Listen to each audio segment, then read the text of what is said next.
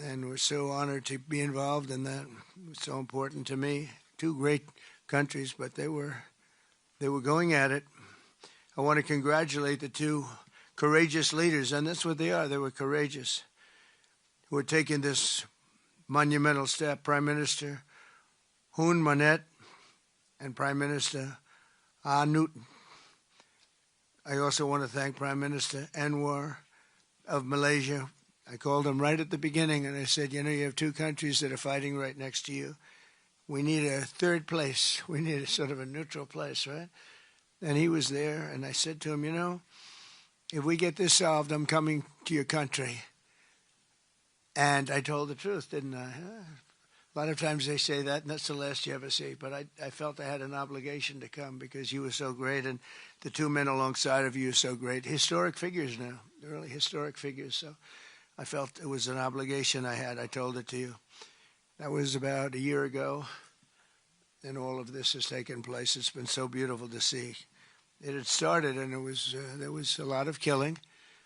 And then when we got it stopped very quickly in this case. Some we did in 32 years. It took 32 years to get them stopped. They were fighting for a long time. This was very nasty, but it was stopped very quickly before it started.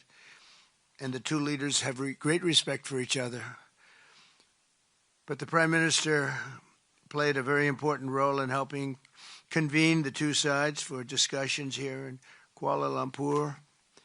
Earlier this year, an armed clash broke out along the border of these two countries, really ancient countries by most standards. They've been a long time, tremendous cultures, resulting in numerous deaths and thousands and thousands of people displaced from their homes. It was starting because of America's strong commitment to stability and peace in this region and every region where we can do it. My administration immediately began working to prevent the conflict from escalating. I held phone calls with both leaders. I was actually at Turnberry in Scotland when I did this. And we had a lot of phone calls, the three of us and then the four of us. We had a lot of phone calls. It was a beautiful day. I remember how beautiful it was. Turnberry is a great place, but I said, this is much more important than playing around the Gulf. So we sat there all day long making phone calls, and it was amazing the way it came together very quickly. I mean, really very quickly. You caused me very good entertainment. I could have had a lot of fun, but this is much more fun for me than anything having to do with almost anything, because you're saving people and you're saving countries. But ask them to choose the path of prosperity and peace over needless bloodshed and war. At the end of July, after extremely productive discussions, we reached a ceasefire agreement. And now these gentlemen, and they really are gentlemen, high-quality people, both went to college in the United States, and now these gentlemen are about to sign what we're calling the Kuala Lumpur Peace Accords. Good name.